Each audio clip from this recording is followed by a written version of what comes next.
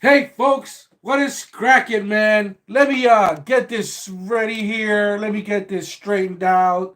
Just trying to deal with a new I get a new little tripod and we're trying to make it work here. So let's see how this works. It's been a little difficult. I don't know if it looks like it's warped or whatever, but man, so I'm the Credit Savage, aka the Savage of Wall Street, and I'm here live again, probably for another half an hour. Just gonna go on and kind of look back at the week that just happened as far as the stock market goes and our 10 securities that we are watching. Yes, the background is tilted. I know. I'm trying to fix that. But if you can bear with that background, I think you'll be fine. Uncle Bruce has the lamp, and I'm going to have the tilted map. So bear with me. I think that's going to be the ongoing joke. Anyhow, all right. The Credit Savage of Wall Street here, and welcome. So I just wanted to say thank you for watching, and hopefully you guys are having a good weekend. I'm having a great weekend actually because we had a phenomenal week in the stock market. The 10 securities that I have been watching closely and that I made a video about that I'm going to be following for the next few years seems to be they seem to be on the upswing at this point. Had a very positive week with those securities. I trade options, right? And that's what my channel is going to be geared towards.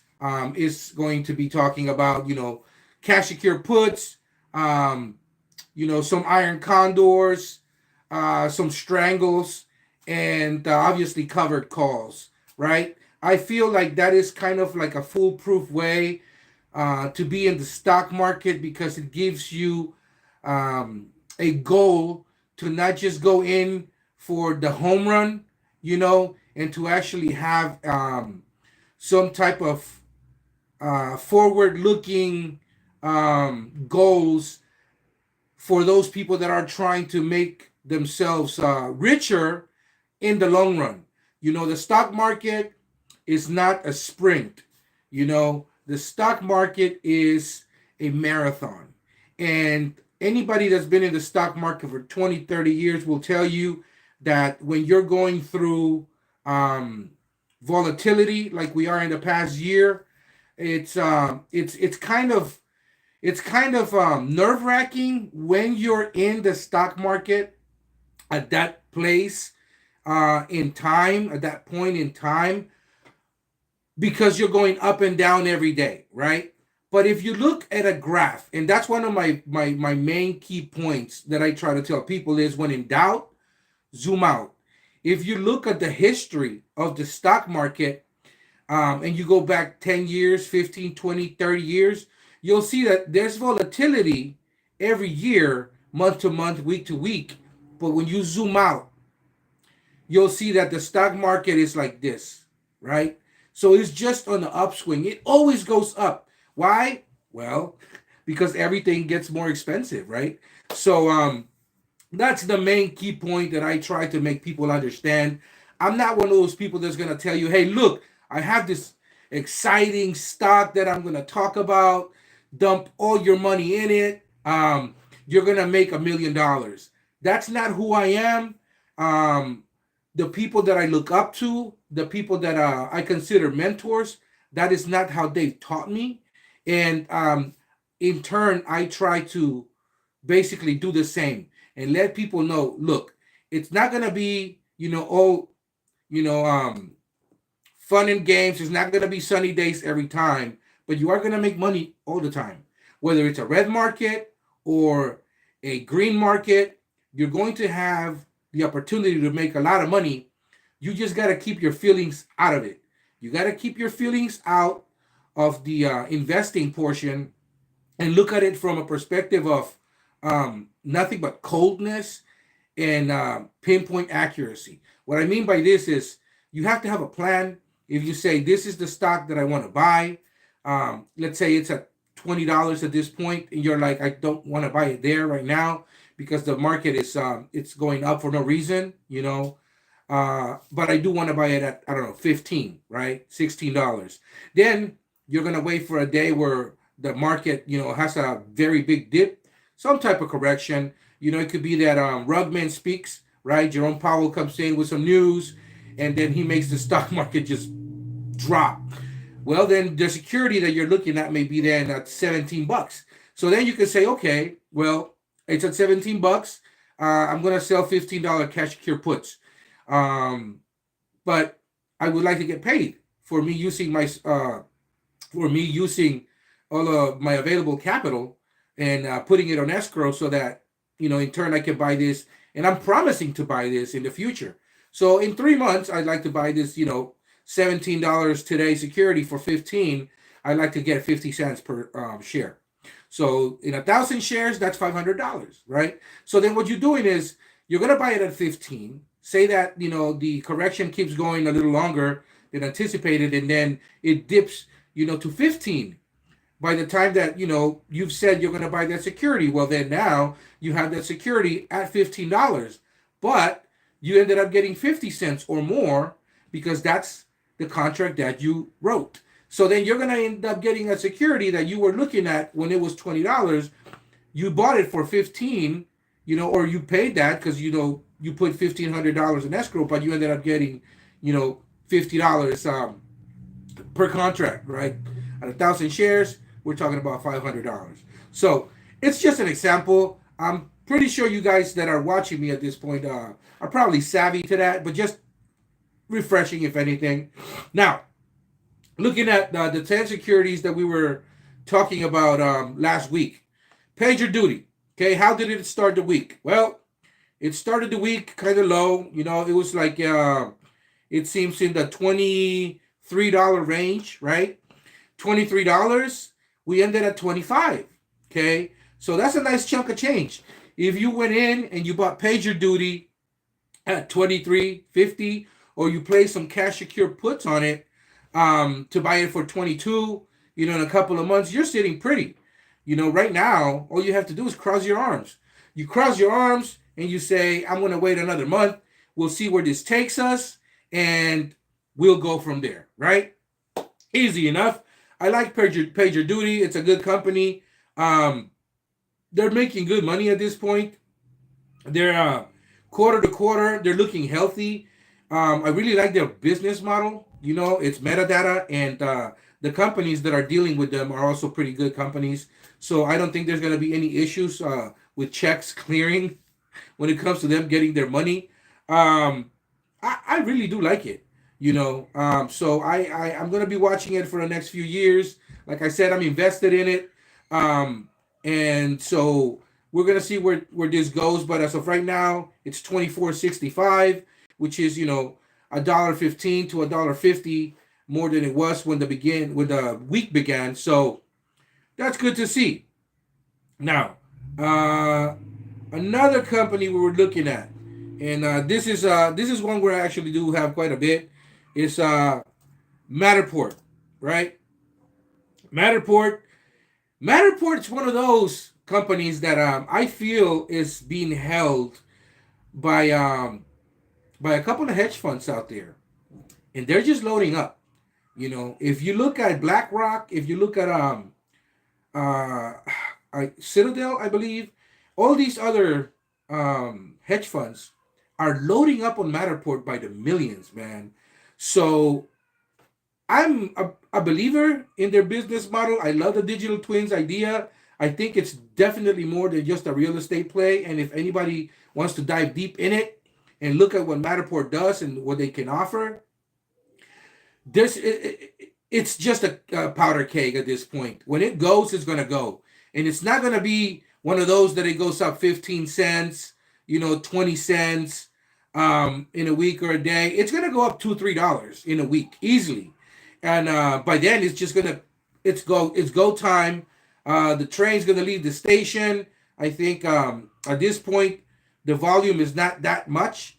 The volume is actually pretty low, but I think once the street finds out about Matterport and they really start digging deep into what it can do, and just the amount of just the amount of data that they possess, and the amount of data they possess, and the amount of structures that they have digital twins on is insane.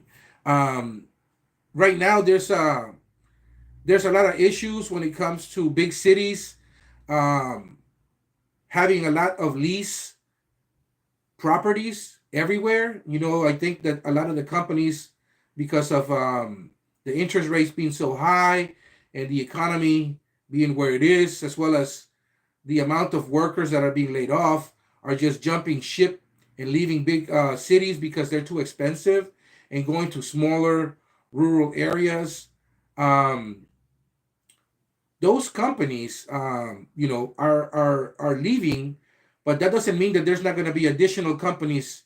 There's not going to be additional companies coming back into these big cities, and one of the great ways in which these companies can research the the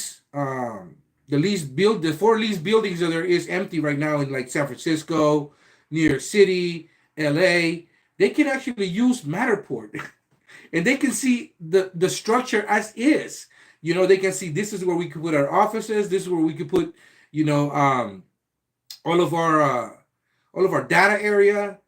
This is where we can put, the coffee breaks area and so on and so forth. So Matterport is going to be able to make that incredibly easy because they don't only show you the pictures, and then you cannot just take a 360 degree tour of the area, but you can also see the dimensions. So you're going to be able to see just how high the ceilings are, how spacious, and wide a room is, and you're going to be able to determine whether it's a good fit for the company that you're trying to operate or not. And so Matterport's going to be one of those stocks that is sleeping right now. Um, the company that comes to mind when I think of Matterport is oh man, I want to say kind of Bank of America. Although I know it is not Bank of America, but just bear with me. Bank of America was like trading sideways for a very long time, and then the pandemic hit, right? Once the pandemic hit, Bank of America made the right moves. They had enough vision to see where it is that they were going and where they were going to go. They made adjustments as far as personnel and as far as their real estate and how they wanted to operate. And right now they have gone up, I think, 100%, 120% since the lows in the 2021, 2020 years. And so that's when I think of Matterport. That's exactly what comes to mind. Is nothing's going to happen for a little bit, and then once that match is lit, it's just going to be go time, and it's going to double and triple in price. People are really going to pay attention to it, and it's going to be off to the races. So at this point, I bought back my covered calls that I have sold on Matterport. I'm waiting for it to have a good couple of weeks. And when it's in the $2.50 to $3 area, I may sell some covered calls, 3 months out or 6 months out. Try to collect some premium, because the way I see it is, I'm holding all this stock, and I don't want to just be a bag holder at this point. I want to capitalize on it, but again, like I said, I just bought back. Like I had, I think, 120 covered calls on Matterport, and I just bought them back. So, for like pennies on the dollar. I think I sold for, I don't know, 50 of them was for like 35 cents. Another 50 were for 75 cents. And I bought them back for 5 cents. So it just, I made a couple of dollars. And I'm really looking forward to seeing where Matterport's going to go, and sell some covered calls on it. So that's, it started the week, at 212. It dipped for a little bit, to the $2 area, and then came back, and closed yesterday like around the 212, 215 area. That's Matterport for you. I'm not expecting too much like right now, but I'm just loading up. So if you have um, if you have any um, money stashed on the side, and you're like, hey, there's a company that I would like to put these $2,000 on, Savage, what would you recommend? I'd say, you know what? If you have $2,000, get 1,000 shares of Matterport, go to sleep for a year, come back and see where it's at. It's gonna easily double your money. It's a company that I see it being $50, $100 in the next 5 years. Again, don't expect Matterport to jump right off the bat. It's not gonna do that. It's gonna go up, a little bit, and then it's gonna run, and then it's probably gonna come in and find a footing somewhere in the $3 or $4 area. Then it's gonna trade sideways. Then it's gonna run again, and once the street finds out, it's just gonna go up. And you guys that have been on Matterport, in the past 3-4 years, you know that it's a stock that once people catch wind of what it can do, it's just gonna go up. Right now, there's just a lot of broken hearts. A lot of people were disillusioned because it didn't go to $100 right off the bat, and went in. They bought for 40, they bought for 30, and there was a big market crash, and then they got scared. They held as long as they could. They decided to take the capital loss, and they sold, and they've just kept on selling. At this point, big companies are just loading, and that's what I recommend you do. At this point, just keep loading as much Matterport as you can, and just stick with it. Just stick with it, because when it runs, it's going to run. Oh, I can see some stuff here. Hold on, guys. Anything net with Matterport, new with Matterport? There's nothing new with Matterport at this time. It's just they're just doing what they're doing. They're just they're getting their package out. To whomever wants to use it. I think that there's a lot of real estate right now that companies that are using it, but because of the interest rates being so high, um, real estate is not really a thing right now. There's not really an explosion of homes being sold.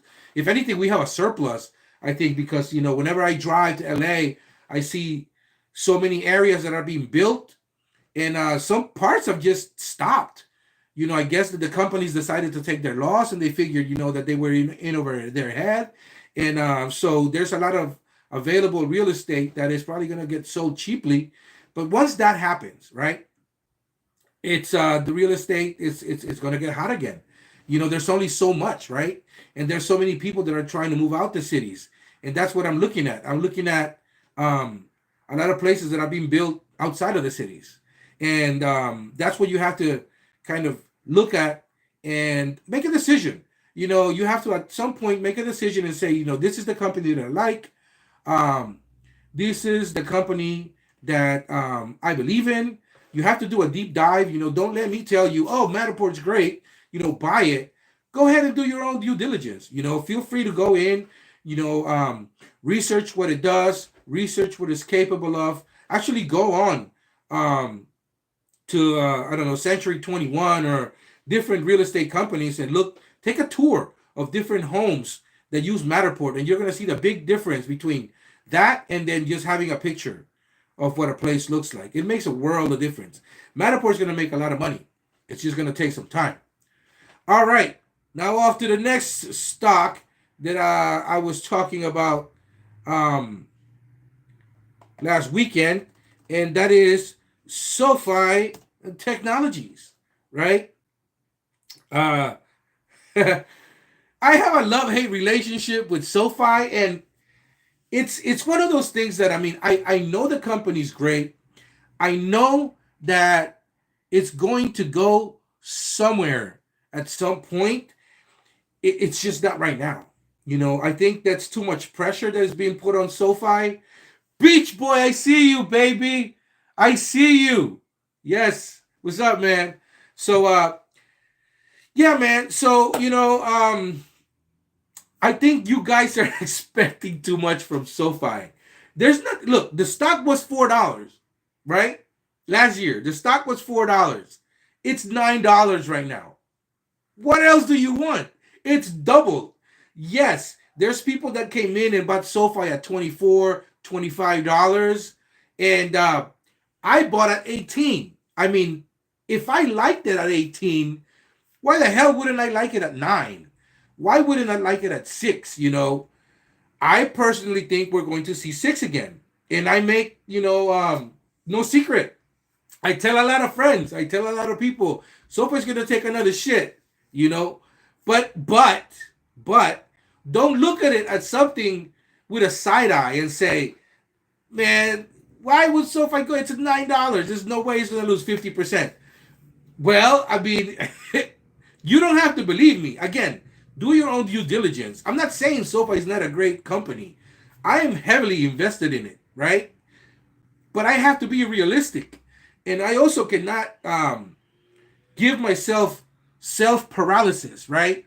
And that's what happened, I think, the first 3 or 4 months when it took a run. I had paralysis because I was used to seeing SoFi, in the $18, $16 area, and it ran to 24. I didn't know what to do with myself. I was like, oh my God, it's going to go to 30. And I kept hearing everybody saying it's going to 30, it's going to 40. I drank the juice, man. I drank the Kool-Aid. And what happens when you drink the Kool-Aid? Right? Yeah, exactly. So then it went to like 20. Then it dipped to 15. And then you have that hope, right? You're like, I hope that it goes back to 20. And when it was at 20, I was like, I hope it goes back to 24 so I can sell for a profit. And then it went to like, 18. And I'm like, oh shit, my average is 18. I hope it goes to 20 so I can... And then it goes to 15. And then you're like, oh shit, I hope it goes to 18 so I can break even and sell. And it went to 12. And anyways, I fucking went ham when it went to like, 7 and 6 and 5. I should have bought more at 4. But I thought it was going to see $3.99. I obviously was wrong. But, it is where it is, right? Remember, I don't know if you guys watch much football, but do you guys remember the Cardinals coach? Man, I want to remember who this. I don't know if it was Ryan who said,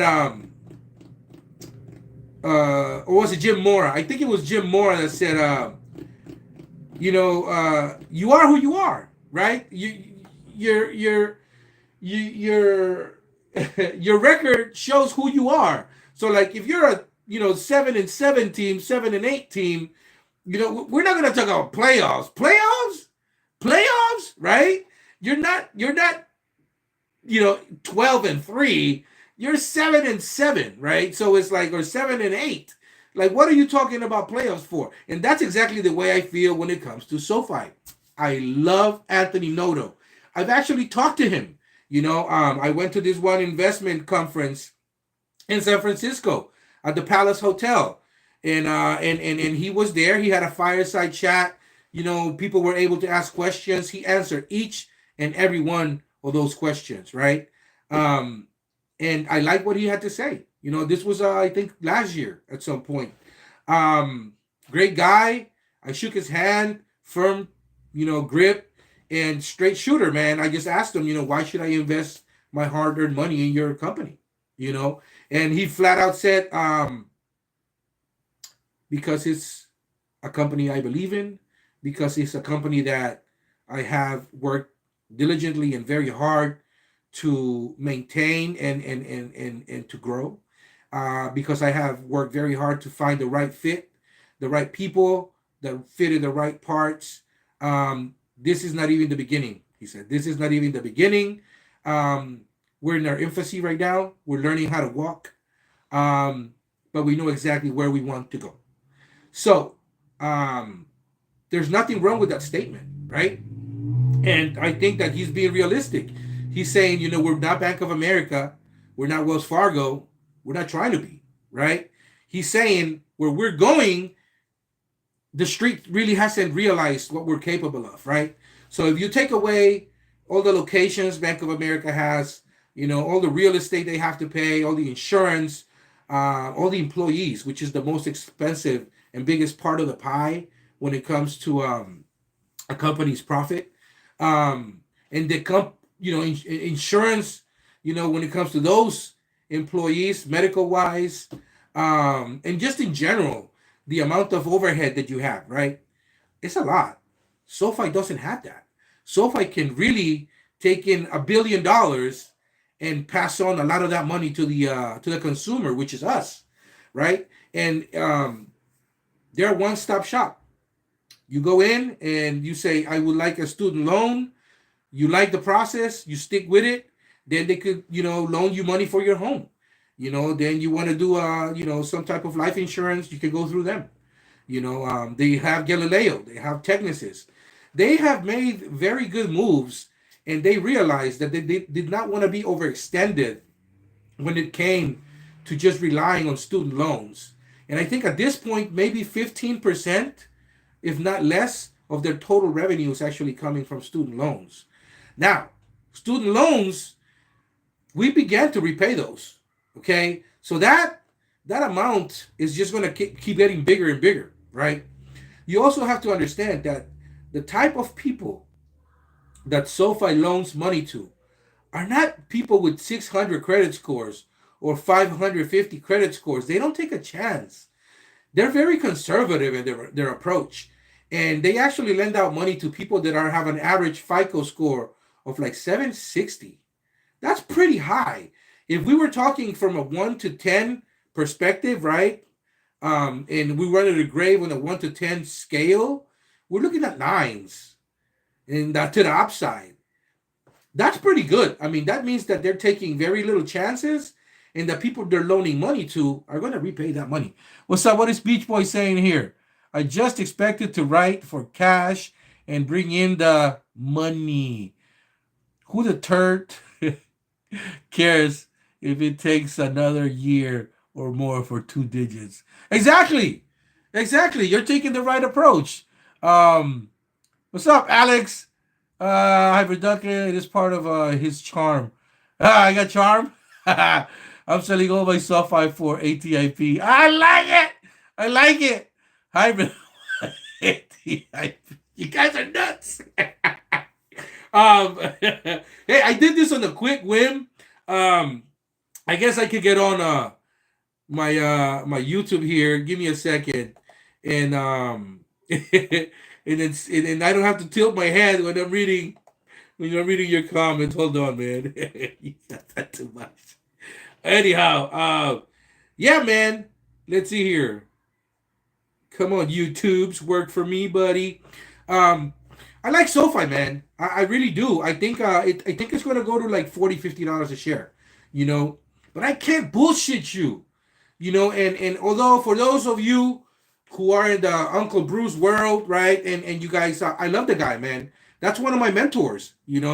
I just happen to have a disagreement with him, and that's okay. I think it's healthy to be educated by someone, right? To take all that knowledge, but at some point I have to make it mine, right? At some point I have to make up my own decision. It's my money, right? And so I just happen to have a disagreement on SoFi and writing covered calls on SoFi. Now I understand exactly what he's saying. He's saying SoFi is going to run. Absolutely, I happen to agree with him. He's also saying, SoFi is going to take some extremely violent swings to the upside. I agree, but it evens out, right? It's going to come down, and it's going to have to find a footing, and that's why we sell covered calls, right? We sell covered calls so that we could protect ourselves. I guess people were talking about SoFi going to $10 at a point in the last 2 weeks because it took a little run, right? I sold covered calls. I saw where it was going. I happen to think it's in a downtrend. Now you don't have to believe me, but I do believe that there's a lot of pressure to keep it between $9 and $7. There's just a lot of pressure. And that's not to say that it is not being manipulated in some way, but it's just too much money to manipulate a stock. I mean, there's too much float. At this point, it's just I think people like me are just taking advantage of the volatility, and they're selling covered calls when it takes, a run to, like, in the $9-10 area. We take, a dollar, $1.50 in premium, and then it tanks, goes back to 8-7, and then that dollar 50, and we end up buying those covered calls for 10 cents, 15 cents, and we make 90%, 80% of premium. And if you multiply that by like 1,200, by 12,000 shares, that's $15,000 or more, and then I rinse and repeat. And even if I don't stick around to take absolutely everything, although I believe that we should give them nothing, you also have to make an educated assessment whenever it runs really fast. It's going to drop really fast, but there's also going to be a time when it finds an equal footing and it's going to go back up. So, if it goes up, sell covered calls, comes back down, buy back the covered calls, sell covered calls again, and it's going to come back down, and then sell them, buy them back, sell them again. That's what's happening with SoFi. And I love it. I know some people are frustrated because they're like, well, come to 10 already, but when it's $10, what the fuck are you going to do? What are you going to do? I don't know if you guys have seen that Batman movie with Heath Ledger, was the Joker, right? The Dark Knight, I think it's called. And then the Joker's talking to Harvey Dent when he's at the hospital, and he says, I just do things, right? Like I'm like a dog chasing, a cop car. If I catch one, I wouldn't know what to do with it, right? So you have to have a very good idea and a plan of what are you going to do when SoFi gets to 10 or 11. Are you going to sell? Are you going to hold the bag and hope for it to go to 15? Are you going to sell covered calls at that point?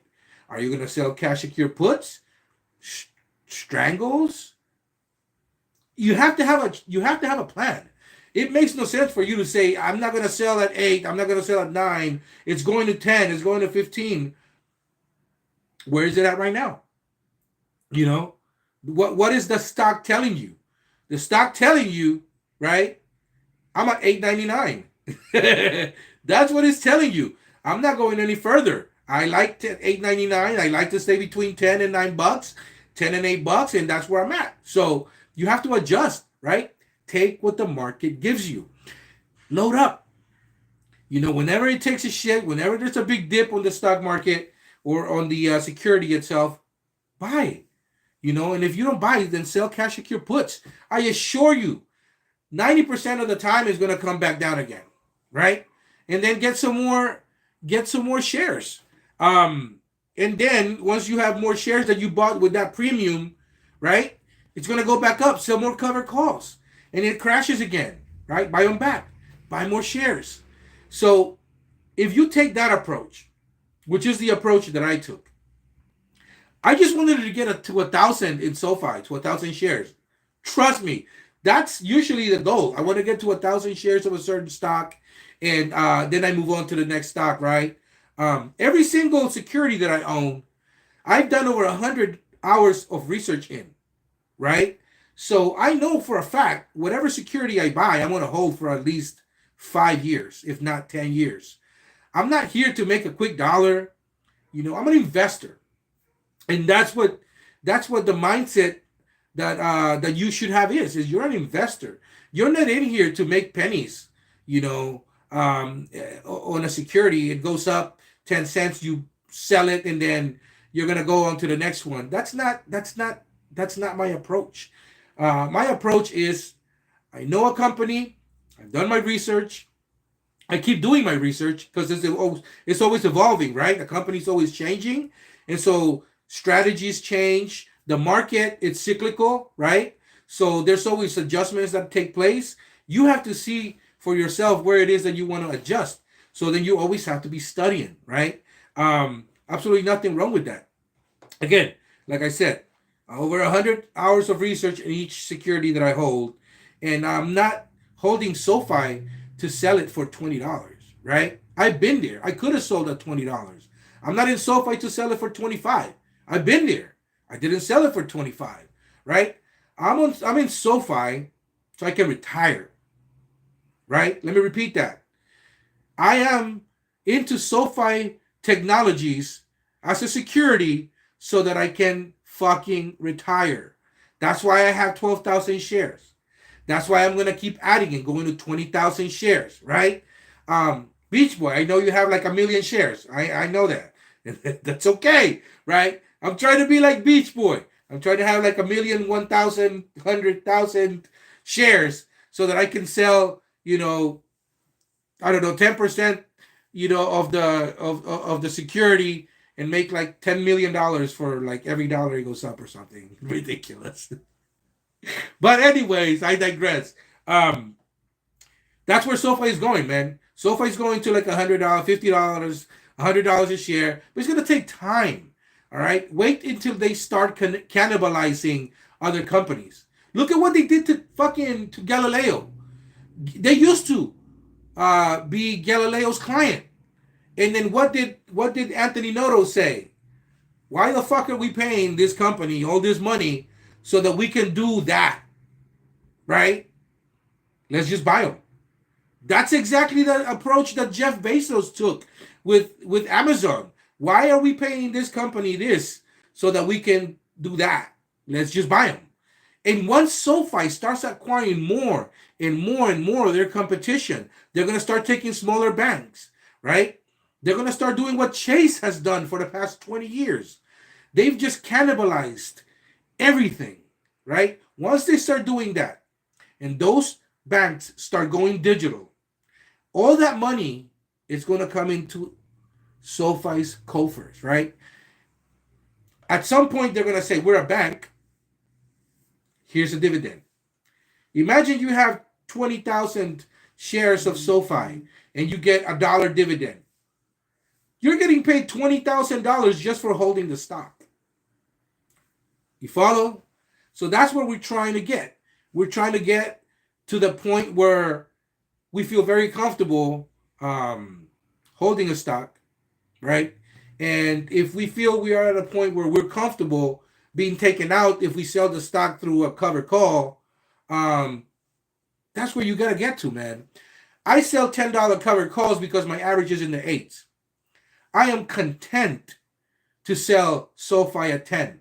So what did I do? I sold some covered calls, I think 100 covered calls for April 19th. And that's where I'm at. They gave me 49 cents to sell SoFi at, that's 49, that's $4,900 that I got to hold my stock, right? Now, if for whatever reasons I get taken out on April 19th, I'm going to get $100,000 handed to me. My average is in the 8s. So I'm making around $19,000 on that trade, plus the $4,900 that I got in premium. What is wrong with that? What is wrong with that? There's absolutely nothing wrong with that. And that's the approach that you guys have to take. I get a little frustrated, and I know that this is more inexperience, right? But I hear people in the Discord, and I hear people like on the Uncle Bruce show and other YouTube shows saying, I don't want to lose my shares. What are you losing? What are you losing? What is this emotional attachment to something that's not real? Like, where are they in your house? I don't know. Like, can you go and grab them and put them in a bag? I don't know. It's just fucking, I don't know. So that's not the healthy approach to take, right? You have to be a stone cold fucking sniper, man. You have to be like, the point of holding stock is to make money. If I bought SoFi right now at $9 and I sell $10 covered calls for April and I receive this premium, right? You're making 12% by selling at $10 because you bought at $9, right? Plus the premium. For a month, you tell me what bank is going to give you that. If you put your money into a bank, no matter people have to stop looking at SoFi's $8, only $9. Like, you can't look at it like that. Be like Beach Boy. He has the right approach. Be like fucking Birdie. He has the right approach. Post Malone, right? fucking, he has the right approach. You look at percentages, right? You're like, you're gonna give me 5% of my total investment for 2 weeks or 3 weeks? That's insane. Give it to me right now. Take me out. You're gonna give me 11, 12% for holding my stock for 5 weeks? Give it to me, right? And then the what ifs could happen. Nobody cares. Nobody knows what's going to happen. We can only know what is, right? And what's happening right now is SoFi is $8.99. We would like it to be at 15, of course. Is it a $20 stock? Of course. Like, we know that, right? We've been in SoFi for a couple of years, but the street has not really known SoFi like that. They just made a deal with the NBA, right? So it's a great approach. Anthony Noto comes from the NFL, so he doesn't need to like court the NFL because that's where he comes from. He has a lot of connections. So what did he do? Well, the logical step would be like the next biggest league, which is the NBA, right? The NBA is worldwide because everyone in the world watches the NBA. Whenever they say SoFi, right, which is going to be all the time because, or the contract that they're going to have, right, that's going to raise exposure, okay? Once exposure is raised to the point where people it becomes a household name, you can forget it, man. You can forget it at that point because at 4 quarters of positive revenue is when SoFi is going to classify, right, to be in the S&P 500. And once they're a household name, what is the next logical step? It's to become part of the S&P 500. Once you become part of the S&P 500, then it's going to go to wherever it is that it's going to go. Nobody knows that number, right? And then it's going to stay there for a while. And then everything that happens with big companies, right, that are traded in the S&P 500 is going to happen. There's going to be days when it's going to go down. There's going to be days when it's going to go up. It's not going to be as volatile, right? So the interest is probably going to start becoming, a lot more even. So the premiums are probably not going to be as juicy, right? But the security is going to be worth a lot more. And so the premiums are going to be worth more in terms of like, now it's a $25 stock, now it's a $30 stock. So the premiums for 100 shares are going to be way more than, right now that it's at $9. It's all relative, right? So that's SoFi, man. I really like it. I think that we're going to some positive places with SoFi, and I can't wait. I'm very excited for the future. I really can't wait to see where SoFi is going to go. And I'm heavily invested. I'm going to keep buying. I have my stink bids in the 7s. I'm not going to buy anything at the 8s because that's what my average is, right? So when it goes to the 7s, I'm really going to go and attack it. And I'll just keep selling my covered calls. We're going to have another quarter coming up in the next few months. I believe we're going to have a positive quarter again, and I think we're going to go to 10, maybe 11. Then I'm going to sell some $12 covered calls for January, right? Maybe December or November. I mean, I'll see what the stock tells me, right? That's the thing. That's the approach you have to take is, don't hope, don't wish that the stock does this or that. Just see where it's at. Be honest with it and yourself and say, this is the approach I want to take. You got to become cold. You got to become an investor in your mindset, right? And you have to, in the long run, realize that you're here, right? And on this channel, we're here to make money, man. Ultimately, that's the goal. And if making 10% in 6 weeks is not enough for you, there's always the casinos in Vegas. There's the casinos in Reno and Atlantic City. There's the casinos in France. Oh my God, where's Monaco, right? There's casinos everywhere. And you can make more than that if you just go in and just put it on 21 or whatever it is. You put it on red, put it on black. Hit Big 12 or Snake Eyes. If you're gonna go and play some dice, I don't know, but investing, it may not be for you. You want a home run all the time. That's not what stocks do. Um, but if you take the right approach and you're patient, and that is the hardest thing to learn when it comes to investing, right? And that is one of the things that I'm most grateful to Uncle Bruce for, is teaching me patience, because it's hard. It's really hard, especially when you have a lot of money tied up in different securities, and you've never been there before, right? Like I've seen market crashes before, but I had never seen a bank run. I have never seen it in my lifetime, right? But Uncle Bruce had, and he explained to me how it worked. I have never seen, you know, um, gas become kind of like a really high commodity where people would pay $8 a gallon. I'd never seen that. I'd seen people pay $3, $2 a gallon, and then it went to like $7, $8 here in like the Bay Area in San Francisco, California, right?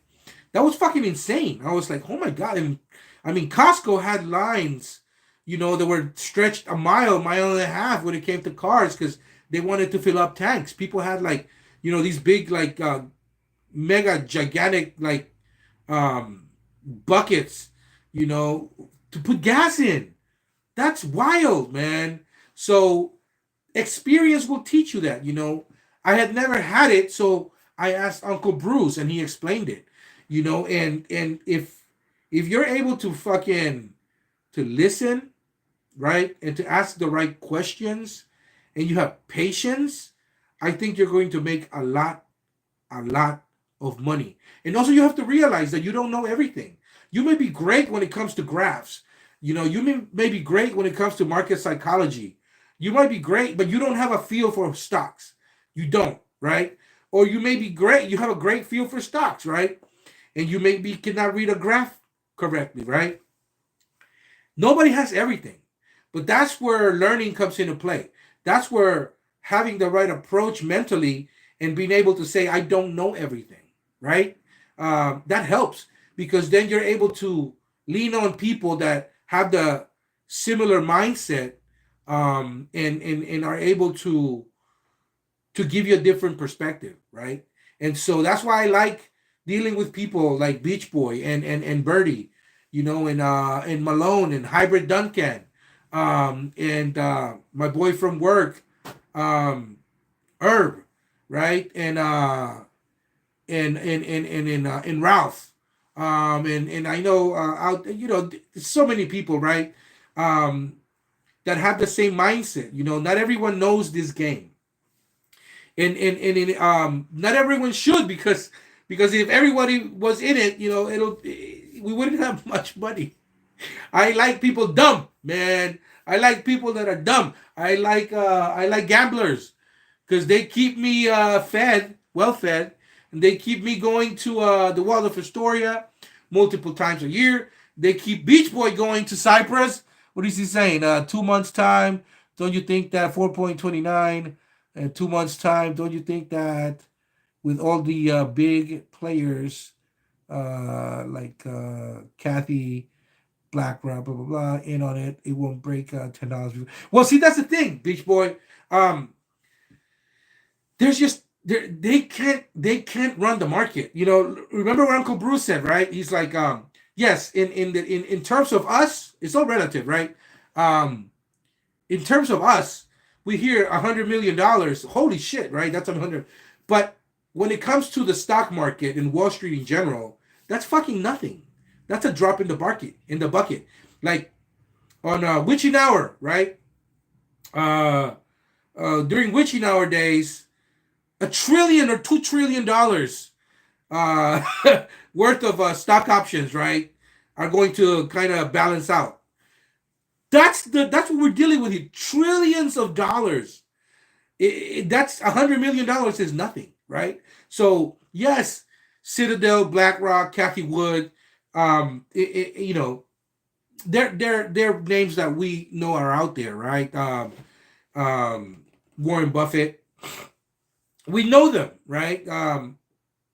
But in the grand scheme of things, there's the Rothschilds, right?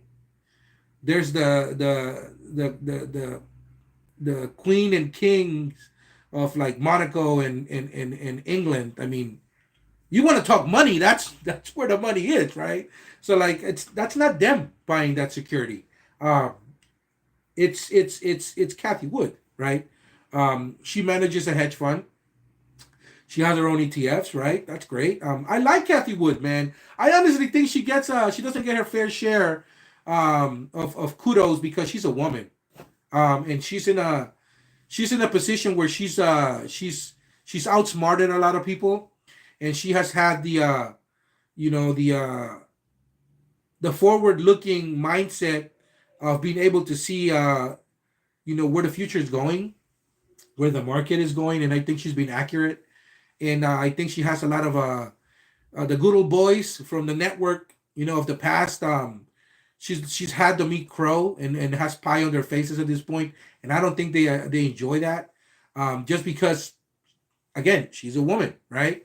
And I think that she's making a lot of good moves. She's making the right calls. I, for one, I'm a fan. I do follow her portfolio.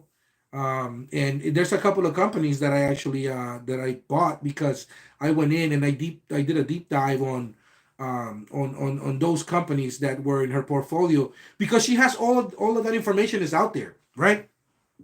So you go and then you Google, the Kathy Wood hedge funds, and then you see just how much information she has. All that content is there, man. It's free. That's insane to me that a player as big as her is able to say, here, this is what I know. This is what my paid interns, or like all of my paid researchers that are from like Harvard, Yale, Cornell, that's what they come up with. That's great. You take 2, 4, 5 hours to look into, like, some company, and you're gonna be like, holy shit, that's a good company. And then you dip your toe in the water, right? And then you come up with a pager duty, right? And she just got into SoFi. I think that's great. That tells you all you need to know when it comes to SoFi. We've been in SoFi for years. She just got in it. We got in at a better price point than Kathy fucking Wood. It's not Woods, by the way. It's Wood. I hate when people say Kathy Woods. Fucking, it's Kathy Wood, okay? Fucking, it's not plural. God damn it. So yes, Kathy Wood is now starting to see what we see, and I am fucking loving it, because that just tells you what you guys know, what we know, right? That SoFi is going places. She was in Tesla when Tesla was $20 a share, and she sold at 4,000. So like, she knows what the fuck she's talking about, guys. She knows. But again, I digress. Kathy Wood, great investment when it comes to SoFi, because she knows where it's going. Okay, she took a position and she's just adding to it. Okay, Vanguard is one of the most conservative ETFs in the market. All right, they're not going to just invest money somewhere where they're going to lose. That's not what they do. They're very conservative, and they are going to invest somewhere where they know there's going to be a huge return. They like to 10x their money. So if that gives you any idea, I I don't know what else to tell you. Okay, next company. We were SoFi. SoFi started the week, in the 894 area, 895. It ended at 899. We went up 5 cents. Okay, the way I see it is, another week went by. The open interest for the cash covered calls that I sold is gotten a little bigger, but time has done what time does, which is crush the fucking premium, right? So now they're less expensive. Next week, same thing. It's going to probably go to like 910, 920, 930. It's going to come down to 840, 850, 860, I don't know. We'll find out, right? But ultimately, it's going to trade sideways. And Be strong. Hold on. Thoughts on Nvidia and Tesla savings. Okay, I'm not gonna do Nvidia, bro, because I'm doing the 10 stocks that are my commanders, man. You know how they have the 10 commandments. I don't mean to be blasphemous here, but it's my 10 commanders, man. Nvidia's not one of them. Mainly because it's already got a run up, man. There's nothing I can say about Nvidia at this point. It's been beaten to a pulp.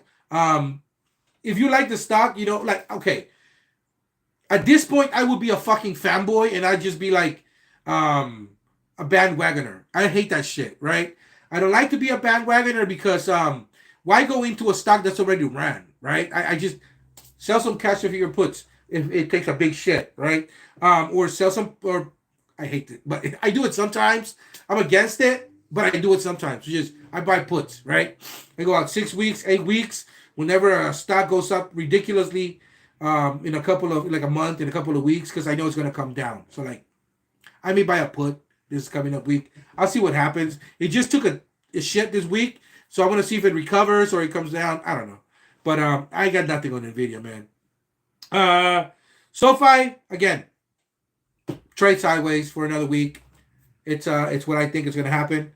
I hope it doesn't. I mean, I would love to get taken out at $10 on April 19th. Let's just say that. Okay. I would love to have $100,000 cash in my hands, right? So that I can then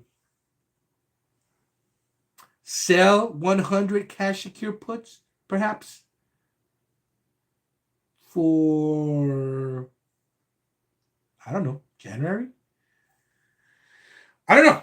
If I can get 15% back, I get out of those 100,000, right? 20%.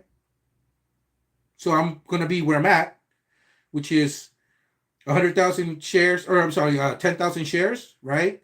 And I keep $20,000. Is there anything wrong with that trade? You tell me. It's just numbers, right? So if you were to just jot it down in a paper or on a piece of paper and say 100,000 minus 20,000, he keeps 20,000 and then gets back 10,000 shares. I don't know. I like that. Let's go to Tesla. Someone mentioned Tesla, so that's one of the ones. I look at Nvidia from afar. My go-to crazy stick has been AI. Yes, yes, yes. Tesla. Here we go. All right, Tesla, baby. We started the week off in the $200 area. We closed at 202, sideways, right? As much volatility, sideways. However, I had a couple of cash secure puts on Tesla. They're 180s. I think we went down to like 182 or something. And I sold some cash secure puts. I took like 955 per, right? And I bought them back for like $4 and change. So I made like $1,000, a few days. I like it, AI had earnings, and I wanted to come up with some fucking cash, right? I really thought AI was gonna take a shit. I was wrong. But I mean, everything was screaming AI was gonna take a shit. See, that's one of the things, man, that you can do as much research as you can. AI, I've done over 200 hours of researching easily, right? But that just goes to tell you, like I was just saying, nobody knows everything, right? And you may be good at this and that and this, but you're not good at that. And sometimes you maybe have all the information, but the stock does what the fuck they want to do.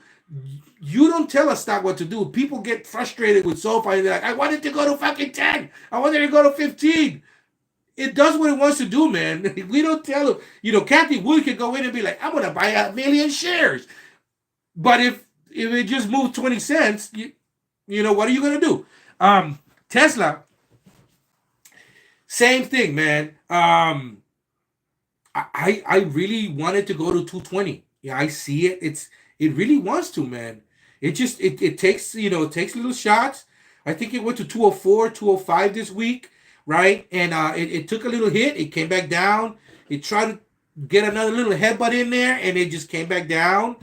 But if it goes to 190 this coming up week, I recommend you sell a cash secure put if you have the cash, of course. In the realm of things, if you were to do a 180, 185 cash secure put, that's $18,500. You'd probably be better off, selling five, you know, cash secure puts on Unity. Better return, right? But I like the volatility aspects of Tesla. That's why I was in it. I thought AI was gonna take a shit, so I took out, all that capital because I wanted to have access in case AI took a dump to like 23 land, right? 2022. I was gonna go in and I was going to sell maybe like, I don't know, 50, $20 cash secure puts, or 40, 2250s or something like that, for like 2026. I think Beach Boy, I think you did something like that. Some ridiculous where you do a ridiculous amount of cash secure puts and then they lost value because it went up and then you just bought back after 2 months and made like, I don't know, I think like $75,000 or something fucking ridiculous like that. I hate you, but I want to be you. Anyways, that's why I see Tesla going, and that's why I took that money out. But Tesla's going to 220. There's a lot of downward pressure. I understand, but there's no other Teslas out there, man. Nobody's doing what Tesla's doing. And the biggest mistake anyone can make is think Tesla's a car company. You're fucking wrong. It's not a car company. I mean, it is, but it does that. It's the subsidiary, right? What is this? What's going on? Thoughts on NVIDIA and Tesla savings? Oh, there we go. I'm talking about Tesla. I look at NVIDIA farther. Oh, yeah. Okay. Stuck. LOL. And so, yes. Tesla's going to go to 220, maybe 230. There's a lot of downward pressure. I really believe that, what I can see here is that there's just a little less volume than usual. But again, honestly, I think that's a lot of money that left Tesla to go to NVIDIA. I really do think that in the next 2 weeks, that money's going to come back. Because NVIDIA is probably they're gonna start selling off, right?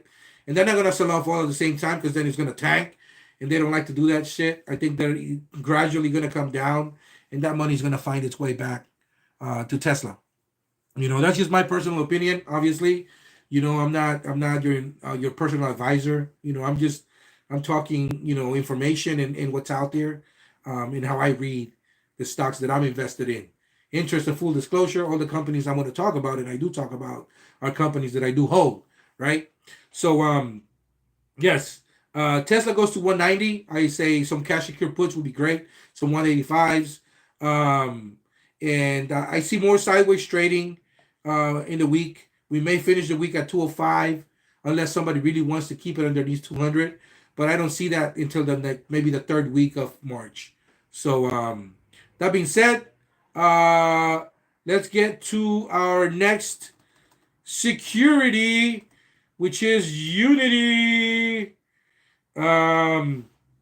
Favorite of mine. All right, Unity. There's a soft spot in my heart for Unity, man. I really do like it. I didn't think it was going to take as big a hit. I knew it was going to take a hit. But I didn't think it was going to be, something that lasted as many days as it has. It's totally fine though, because I've been doing my cash secure puts on it, some 30s, going up to 2025. And in the next week or two, if it tanks a little more below 28, right? If it goes to like 26, I'm going to roll, if it goes to 26, 25, I'm going to roll my 30s to 2750s for 2026. So I'm going to get some of that premium back, get some of that collateral back, and then adjust. Because Unity's going to 35. Unity's going to 35, and let me tell you why. Um, Game Developers Conference in San Francisco. All right. Uh, Game Developers Conference is a really big deal. You have thousands and thousands of small game developers that come and showcase, whatever it is that they're working on, and they show the engines that they've used to create those games. And Unity is a really big player. I guess I'm gonna have a better look at the health of Unity when game developers happens, but Unity always goes up before game developers. I guess because people talk about game developers, and then people, the street realizes that Unity is in every fucking game. Every engine, I mean, every game uses them as an engine. Any video game that you're playing, whether it be mobile, PlayStation, Xbox, whatever, Unity has had a part on it. And that's all I gotta say. It's a 3, 4, 5 billion dollar industry, and it's getting bigger and better. The more that AI is used to make video games, the more they're going to use Unity. And I honestly see Unity going to 35 or 40. Um, I have bought back all my cash secure all my covered calls. Um, like I said, I sold some cash secure puts. I have 10 right now. Looking to do another 10 if we have some more weakness in the next week. But I don't see it. I don't see it past the first week of March for Unity to stay at this level. I see it going to 31, 32, 33, but like by game developers, it should be at 35. Um, that is when I'm going to sell covered calls. Okay, anywhere from 33 to 35, depending on the open interest and volatility and how fast it runs. I'm going to sell some covered calls for July, August, and try to take in $3 or $4 of premium per. That's just how I roll. You guys can do monthlies or weeklies. I know people that do weeklies, and that's fine. I just like to take a big chunk every time I sell a covered call. My mentor will always say, whenever you sell a covered call, if that covered call makes you feel like a winner, when you sell that first, that's why that first covered call is so key. If you sell a covered call, when you sell that covered call, you have to feel like a fucking winner. You gotta say, whoever bought that fucking covered call is an idiot. I did that in December. Whenever I think Unity ran to like 36 or 37 really fast, like it just went up really quick. I sold some $35 covered calls for $14. Yes. Somebody gave me back $1,400. That's like times 10. It was like 5 on one day, and I sold 5 the other day when it ran up a little more. The point is that I sold covered calls for $14, $35 strikes. That was like December. So December, January, February, that's 3 months ago, right? Those same $14 covered calls were $5 last week. I sold them at like $4.55, I think, or something, like something ridiculous. So like I was able to keep almost $1,000 of premium. Now you multiply that by 10, okay? That's thank you gamblers. Thank you gamblers. Like Donald Trump. I like the uneducated. I like the uneducated, man. I like the uneducated when it comes to the stock market, because they really do pay for a lot, man. I'm looking at a nice trip to Tahoe in the next few weeks. My kids want to go see snow, and I like to provide for them. I want them to have good experiences. I grew up in the ghetto, man. I grew up in the ghetto in San Francisco. I come from a very tough and rough background. My mother and my family escaped the war when I was a little kid, and we were blessed enough to where I could come to the country here legally, and just a big deal with my family was education. So I ended up doing, as best as I could. In school, I played some sports that helped me get some scholarships, and I just, I'm grateful for all the people I've come across in my lifetime. It's always been um, people that have believed in me, people that have given to me, and they've asked nothing in return. I hope these people, I do keep in touch with most of these people, and I hope God blesses them, and I said one day, I don't know how I'm gonna give back, but I know I'm gonna give back, and I think this is my way of giving back. Right? It's just making videos.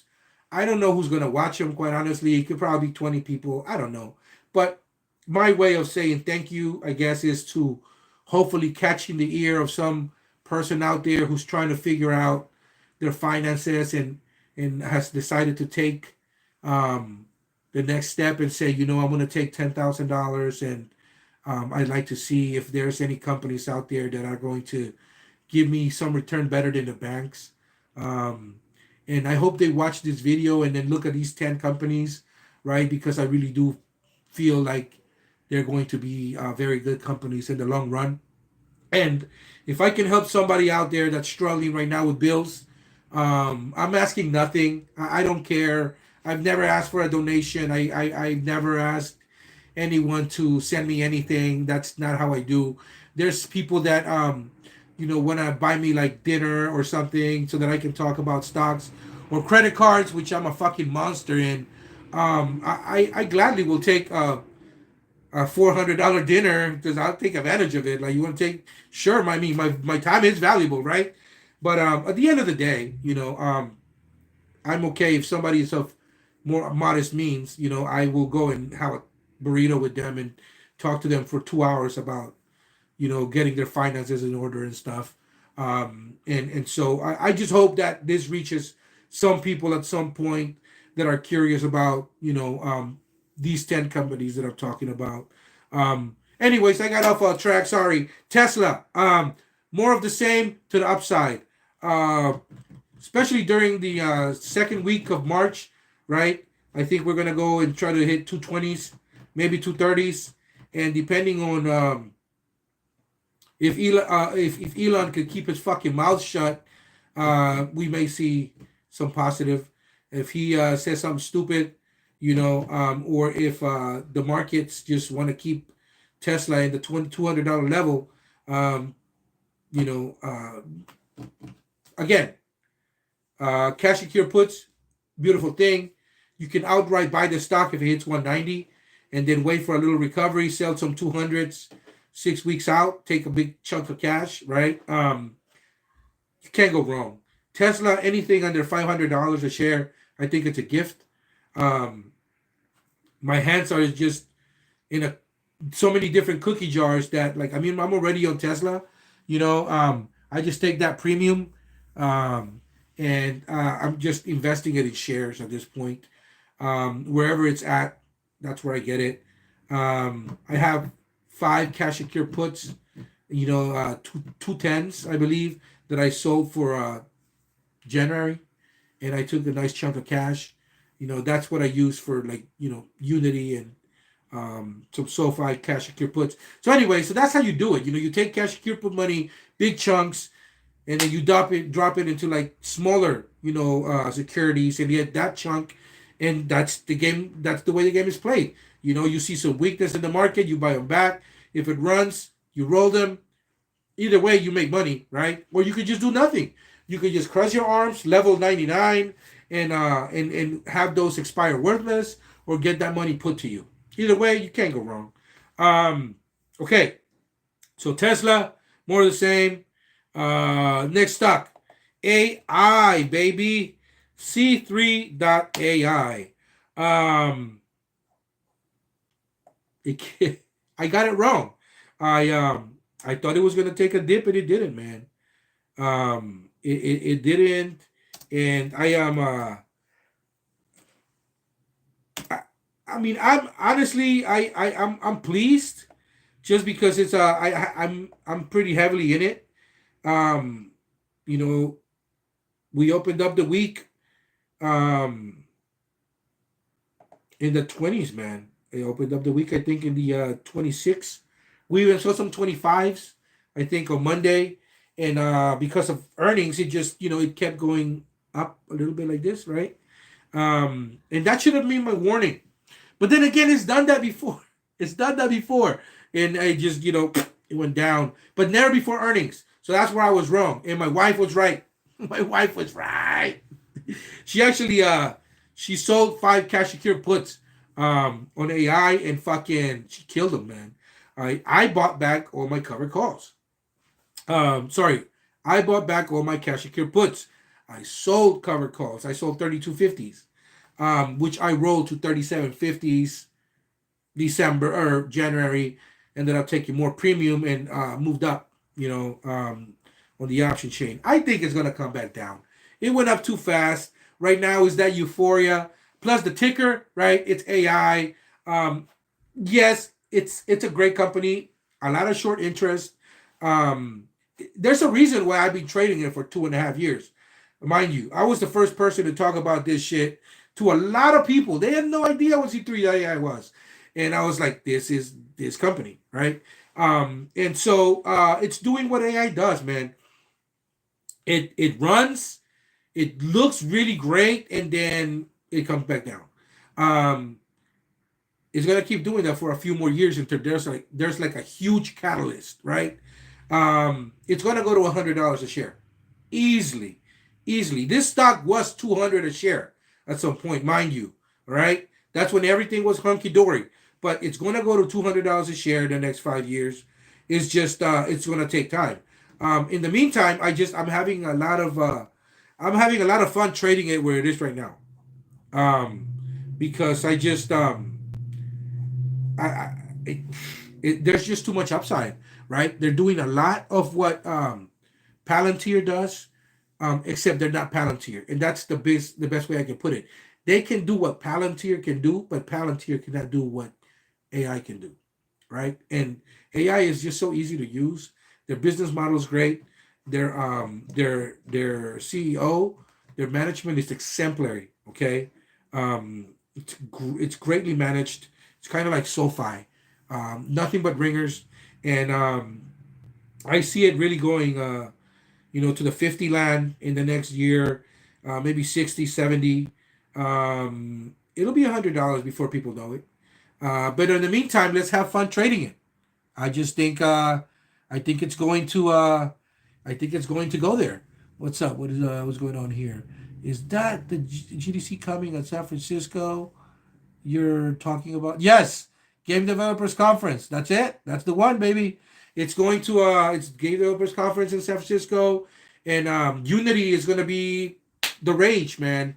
I actually go down to like the expo floor, and I look at all the fucking booths, and I see, what every company's working on. I literally will go to every single booth and ask them if they're using Unity. And it's exciting to hear everybody say, "Oh my God, we love Unity. Oh my God, we love Unity." Now, the CEO was a fucking idiot because he tried to do too much. He saw the numbers coming down. But I don't think he understood that this was like systemic, right? Like everything is suffered. We're in a downtrend economically, right? Um, Interest rates are up. Inflation is high. The writing was on the wall. The guy just couldn't adjust, and I think that he thought that by um, by telling his clients, "I'm going to charge you more money for the same service, and then I'm going to charge you for whatever it is that you create." Stupid mistake. Absolutely fucking horrendous mistake. Because if I buy a product, right? Let's say pasta. I don't know. And I make spaghetti, and it's fucking delicious. and I'm running a restaurant and I earn a Michelin star. Imagine if the spaghetti company comes to me, he's like, "Hey, you got a Michelin star, buddy. Give me 5%." The fuck? That's not how it works, homie. Not how it works at all. So, anyways, that's the way I see it. It's that's what happened, and I think them kicking that stupid motherfucker off out was the best thing they could have done. I think they're back to basics at this point, and they're trying to reevaluate and see where they're going to have the most growth. They did lay off a lot of people. I think that's going to help their balance sheet, right? Um, but Unity, it's going nowhere. Um, a lot of game developers may be in their feelings, I think, and they're gonna say, "Oh no, I don't like what they did," but ultimately, um, it's the best game engine out there, right? When it comes to being the platform in which to build your game on, and I think that's going to at some point come into play when companies make a decision as to what platform to use. Uh, Unity is just by leaps and bounds better than the rest. Um, and I think GDC is going to be a good gauge on just um, where Unity is. So anyway, so C3.ai. Yes, we're going higher. But before we go higher, we're gonna go low again. Okay. Keep writing those cash secure puts. Not right now. I did see, I think, Susan Shops um, buy some or sell some cash secure puts, and I thought they were covered calls, and I thought it was great. But then when I heard it was cash secure puts, I don't know how I feel about that. Um, I never sell cash secure puts on a green day. It was just not moi, right? Um, I sell cash secure puts on red days, right? So like if, for example, when it was 26, right? When it was 25, that's obviously $10 away from where it is now. Those cash secure puts were a lot juicier, right? And you could have gone further out. Just my 2 cents. I think my wife made the best decision ever by not telling me about the cash secure puts she sold. And so she's gonna sit pretty. I think she may buy them back next week, or may she just may not. She just may let them ride. I don't know. But either way, uh, we got that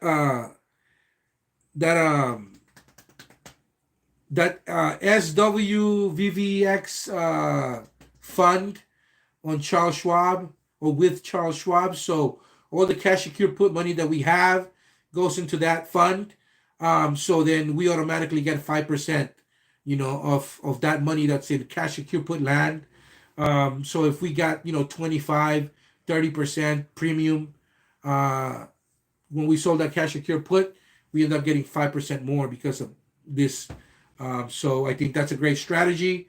And so whenever I, hear somebody say, "Oh, but you only got 15, 20%, on the cash secure put that you wrote," well, they're not taking into account the fact that I do have a special fund with Charles Schwab that gives me 5% more. So if you get 25%, 30% return on your investment, right? And this is something that really has no risk. I mean, I sell my cash secure puts really ridiculously low and out far so that I can get a lot more premium. Um, and if for whatever reasons I was put those shares, it would be such a ridiculous price point that I would laugh. I would love it because that tells me that I automatically, on that day that I get those put, I can write a cover code right away. I don't have to wait for it to go up. I can just go right out, and it's going to bring my average down, and I'm going to sell some covered calls 4 or 5 months out and take in $3, $4 per share. So it's a no-brainer to me. That's just how I see it. Um, all right. You know what, guys? We're coming up on the 1.5 hour mark. I think I have 2 or 3 companies that I was going to talk about, but I have 3 kids, and their mom is probably having a hard time watching them all 3, especially because one of them is sick right now, and it turns out he had an infection. Poor child had an ear infection, and we took him to the doctor yesterday. The doctor gave him some antibiotics. So he's on the mend, and he's finally feeling better, I think, and so that's why he's running around a bit right now. Um, but we were just glad that he's healthy. You know, he had a little infection, but overall, he has no respiratory issues, no COVID, no flu, none of that stuff. So we're happy to hear that. Sucks that he has an ear infection, but luckily we have very good insurance, very good doctors, and the medication they gave him is gonna take care of that in like 5 days. So I'm pretty happy about that. Anyhow, you know, I let me see what else do we have here. Thanks, Savage. Looking forward to your next live stream. Yeah, man. I'm gonna try to do them every weekend, at least once, right? Next week, I believe, maybe Saturday. Saturday would be a good day. I think Beach Boy. I think you're gonna hook it up with a one-on-one with Uncle Bruce. So I think next Saturday or Sunday will be cool.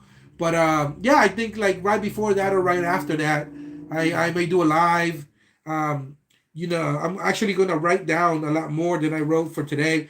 I honestly thought I was gonna be on the air for like 30, 40 minutes, but it's been like an hour and a half. I see how Uncle Bruce feels now. Because you'll just start talking, right? And you know so much about this shit that you just go and people ask questions and you'll go off on a tangent. And it's hard to keep focused, right? So I'm gonna try to like, have more of like a breakdown on how I'm gonna go about my next live, and I may make like a little bullet point, little page here, but because right now I just have the 10 stocks, on different uh, pages on my browser, so like I'll open them and I look at the graph and I'll talk about it, but next week I'll try to keep it brief and try to give each individual company kind of like 10 minutes or something like that, and then have a little timer to keep me honest, right? But then again, god damn it, like really, do I really want to do that? Or I could just do what I'm doing right now, and like and just go off the cuff and see what you guys want to talk about, and like, if we take too long, then we take too fucking long, and then I come back the next week and we try again. At some point, it will get it right, I guess. Honestly, I just, like I said, I wanted to do a live and talk about the last week, because the 10 companies that I talked about, on Sunday, they all in the green. They're all in the green. I know not every company in the stock market's in the green, but every single one of the companies, no, except Matterport. Except Matterport. That motherfucker went down. But it went down a little bit. But anyways, I like Matterport, man. I can't stress enough how much I like Matterport. And I'm just going to keep buying. I'm going to get to 20,000 shares.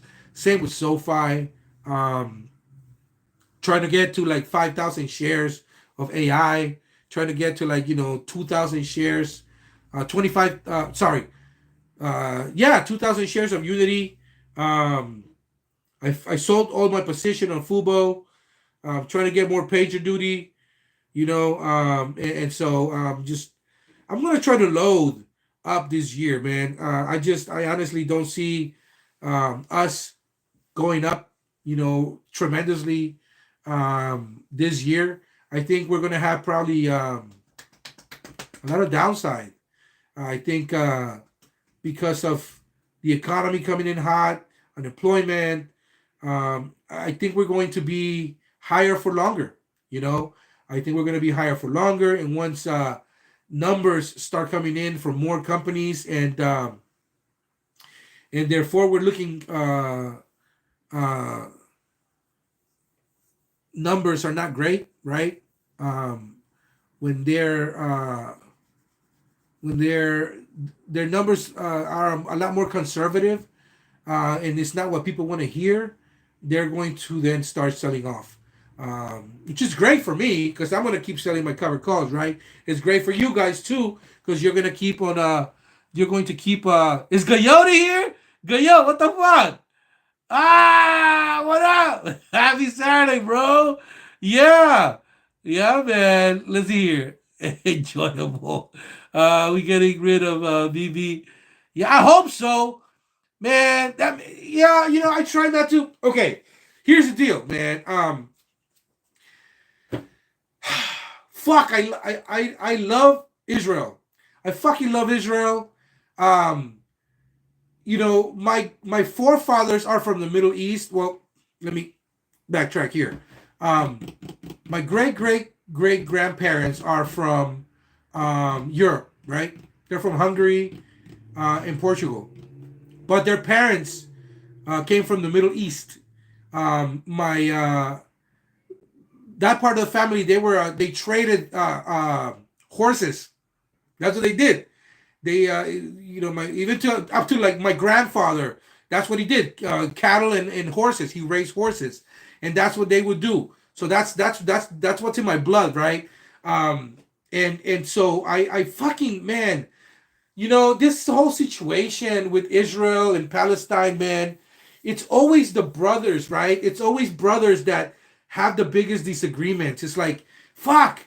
It's like there's so much in common there. And for some reason, those usually are the bloodiest wars. And it's the same fucking old fucks, that want to keep the status quo. I don't like Bibi, man. I I fucking don't. This guy's a fucking he's what Israel did not want to become in the 50s and 60s, you know? And I think Sharon, I don't know. I just, you guys, I don't like BB, man. I don't want to get too far deep in it, because I get too passionate about it.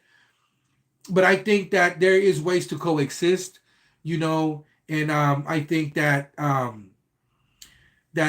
what just happened is a fucking tragedy, man. I'm a child of El Salvador during the 80s, and I saw war. I remember I was my kid's age. I was 5, and I used to walk to school, um, and I had my little binder in my hand and my pencil in my pocket, and like I would just 5 6 years we would walk to school, because it's not like today. I think kids are too fucking coddled, but you probably, Beach Boy, did the same. You walked to school, quite a bit, but I would see dead bodies on the floor, people with their brains blown out, with half a head. And like I said, kid, like you don't know any better, and you're like, what is this? And it's war, and it's horrible. I had to, I talked to my wife about this a lot, and to me it was just what I saw, but it's just it's what's happening, and I just think of so many kids that are seeing this, and are the products of hatred, and it's just not healthy, for a group of people that want to coexist. I think that the best way to find common ground would be probably getting rid of fucking of BB, and then finding somebody a little more progressive. I mean, there is a way in which you can keep your values and your integrity, I think, at the same time. But anyways, I don't want to get, like I said, political. Happy Saturday, buddy. Yeah, man. Um, yeah, man. So next week, probably gonna do, hopefully another hour. We're gonna talk about our 10 stocks that I'm trading regularly. I have like 30 stocks that I trade.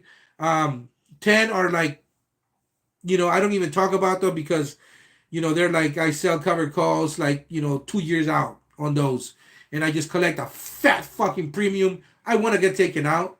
I like the companies, but like it's such a juicy premium that I just can't say no.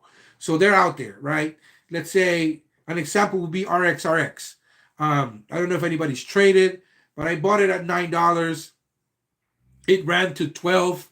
I sold some covered calls that got me $5, right, for it, and then it ran some more, and then I was able to get $4 more to go out to 2025.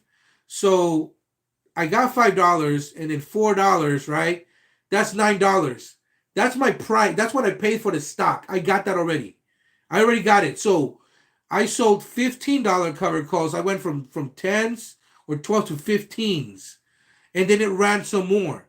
So then I now sold the same 15s for 2026 and took in 450 more. So I'm already ahead. I've made 140% back. And if I sell for $15, I'm gonna make 200%, 250% back on my $9. I don't care what you say, that's a win. So if I go 2 years out to get 250%, I'm praying I get assigned. And that's an example of the type of stock that I say that I sell way in advance. Because the premium's so juicy, I can't say no. And I'll just roll it. And then I take so much money back that at this point I have all the money that I originally invested on that company is mine again. So that's free. That's free money. That's house money that I'm waiting on to collect in 2 years. No bank is going to give me that ever. So, anyways, thank you for watching, guys. I really appreciate you guys watching. Give it a thumbs up. And if you guys have any questions or want to address something about these companies, you can get at me on the Discord, right? Beach Boy, you're on my WhatsApp. So, let me know, guys. I'm going to go on now and probably going to see what's up with these kids. Have some lunch. But you guys take care, man. And I'll talk to you guys later. Remember, cash is king, yes, but credit is power, baby. And covered calls are beautiful because stink bits save lives, baby. And we give them nothing. Give them nothing. You hear?